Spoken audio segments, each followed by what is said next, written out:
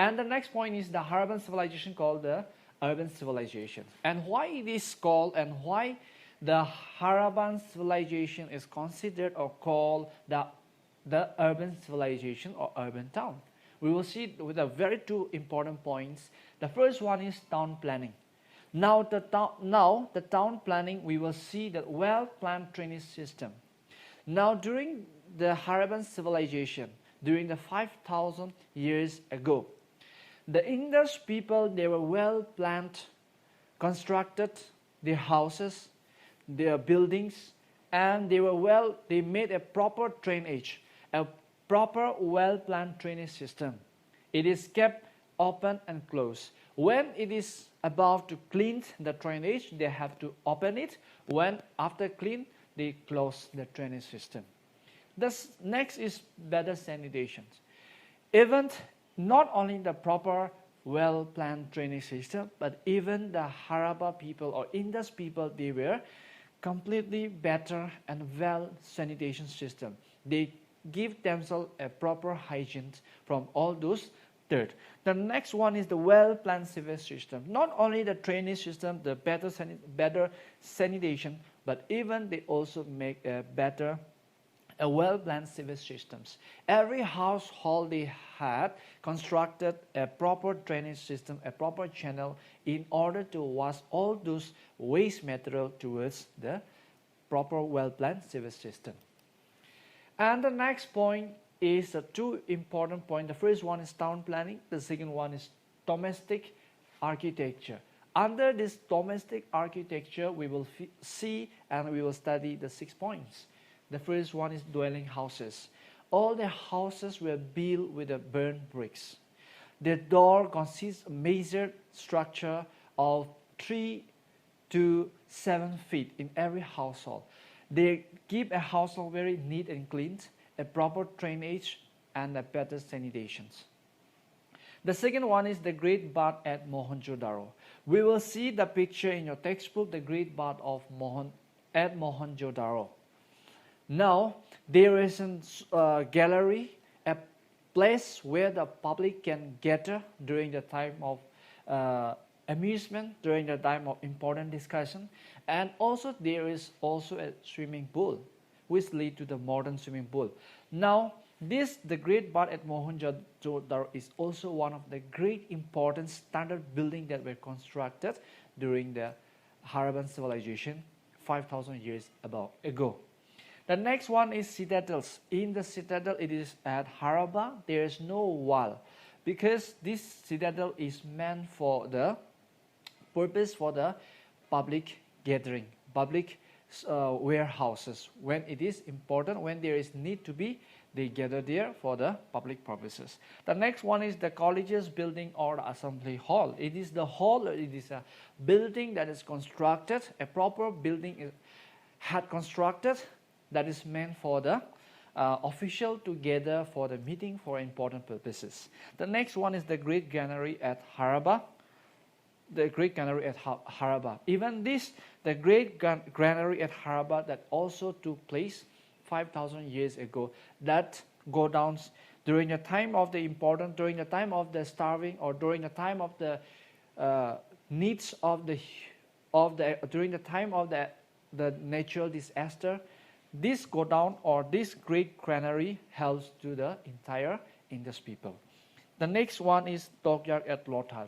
This is also very much important. That also found at Lothal, and many of the artifacts, many of the crafts that were imported and exported, and this place is mainly used as a trading system. So these are some of the sub-points that comes under the domestic architecture. So why the Indus civilization or why the Harappan civilization is called or considered as the urban civilizations. We can see because of the town planning, and you can see that second point is domestic architecture. Okay, the next point, the very important is seals. As I have said before, all the information that is collected or gathered is not from the written record, but it is all by the help of the seals that were used by the Indus people. the historian and the archaeologists gathered all the seals and they collected the information about 5,000 years ago. Now, we shall see some of the important points which comes under seals. Now, during the time of excavation by the historian or the archaeologist, 200 seals of various sizes and shapes have been discovered in the excavation. During the time of the study of the ancient civilization, the Indus Valley civilization or the Harappan civilization by the historian or the archaeologist, they discovered 200 seals in different sizes and shapes. Now, out of these 200 seals, they have discovered now that seal is coated with smooth, glossy gloss. It is completely packed, sculptured in the stone, in the metal, in the gold or copper, wherever, etc. They have completely sealed in a very smooth and proper way by the Indus people.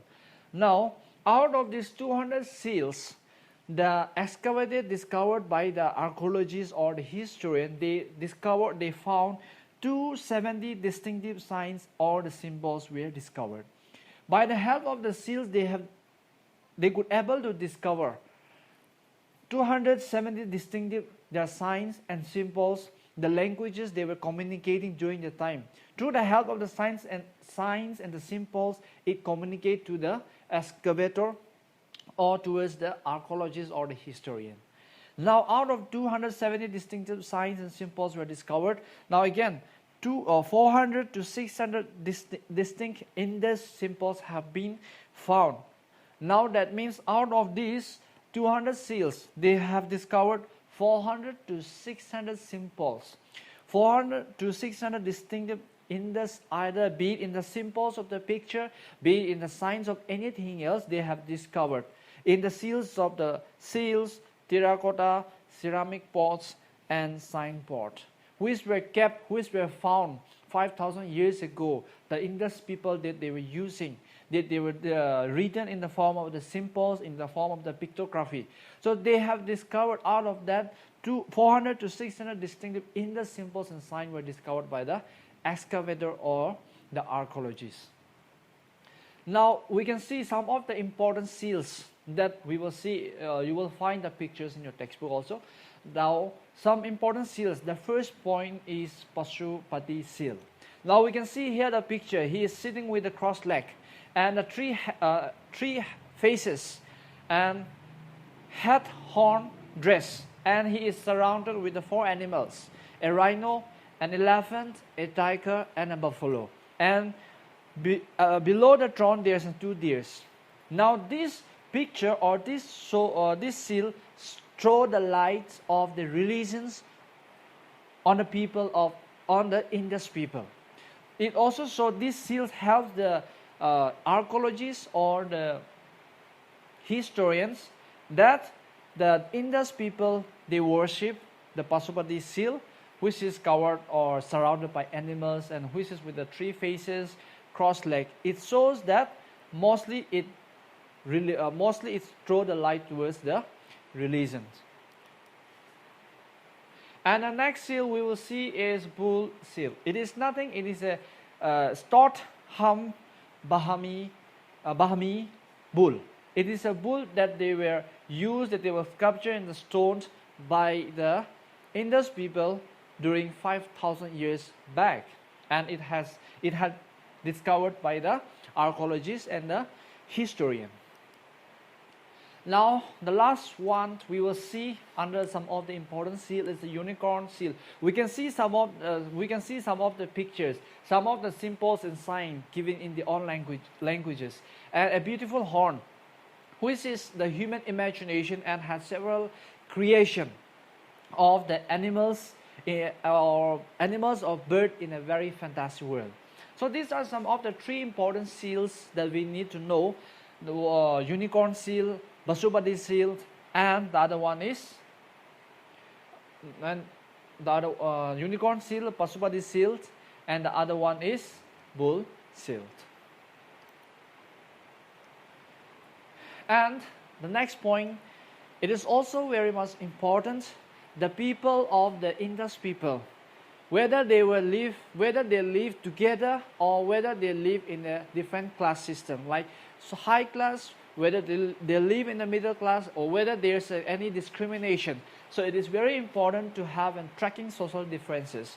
The first point is burials. Now why it is very important to know the burials by the excavators or the historian is that now the burial system, these archaeologists and the historian, they have discovered or they have found that some of the ornaments, some of the jewelries were kept with the dead body, along with the put together with the dead body. There is a belief that after their death, they will go together with those ornaments or the jewelries that were put together along with the dead body. And some of the ornaments and jewelries, it can discover or it can study by the historian and by the archaeologists that some of the high class people, they use the copper metal, they use a very smooth clay, they use a very well sealed and ornament sealed. By that dead bodies, or by that the archaeologists or the historian come to know that these people live in a different classes, a social different class system. The second point is utilitarian and the luxury goods, and it is also very much important about this utilitarian and the luxury goods.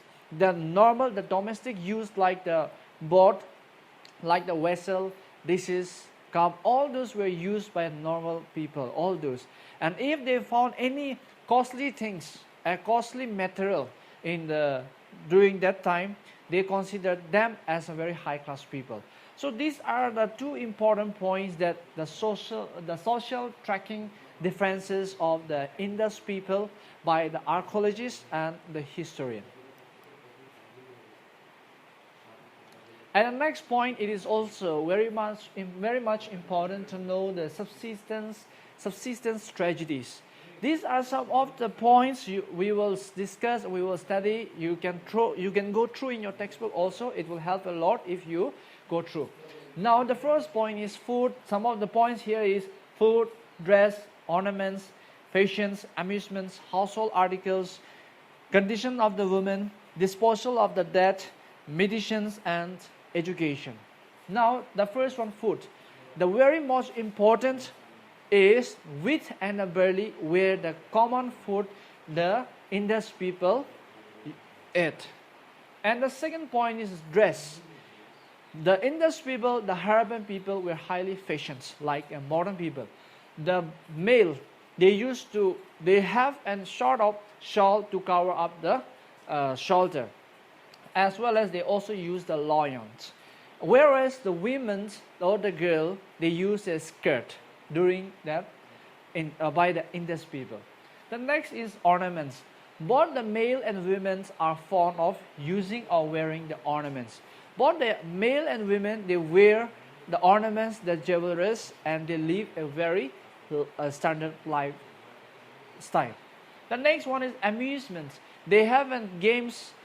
They have amusements games like riding the horses. They have chatting. They have gambling with one another in order to have a recreation, in order to spare the time. The next one is the household articles.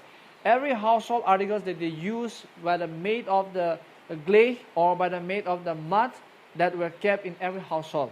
The next one is the condition of the women. If we can see that the picture, the seal itself shows that every woman were given an opportunity. That which means that both the male and women were having the equal rights. Even the woman can also be a leader. Even the women can also talk.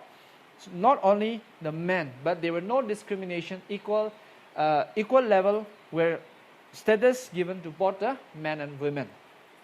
And the next one is disposal of the dead. Under this, there are three types of disposal of the dead. The first one is the dead body, they will bury it. And the second type of disposal of the dead is the dead ashes will burned after the dead body. The next disposal of the dead is the dead body will be kept or left for the beasts and the birds. The next one is medicines. Now we will not find exactly what the mitigation that they were used, but even the powdered horn were used for the mitigation purpose by the Indus people or the Harapan people.